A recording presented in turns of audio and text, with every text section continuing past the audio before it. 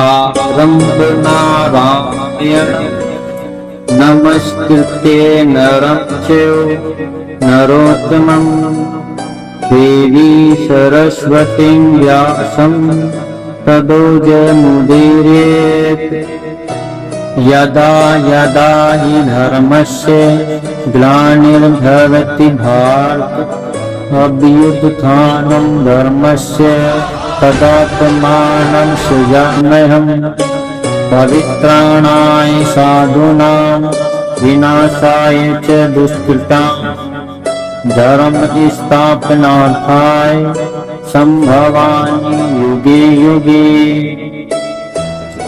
धर्म क्षेत्र कुरुक्षेत्रे समवेतायुयुत्सव मामका पांडवास्त्र किं कुर्वत संजय। सर्वधर्मान् परित्यज्य मामेकं शरणं व्रज। अहं त्वां सर्वपापभयो मोक्षयिष्यामि मा शुचे। यत्र योगेश्वर कृष्णो यत्र पार्थो धनुर्धर तत्र श्रीविजयो भूतिर्ध्रुवा नीतिर्मतिर्मम।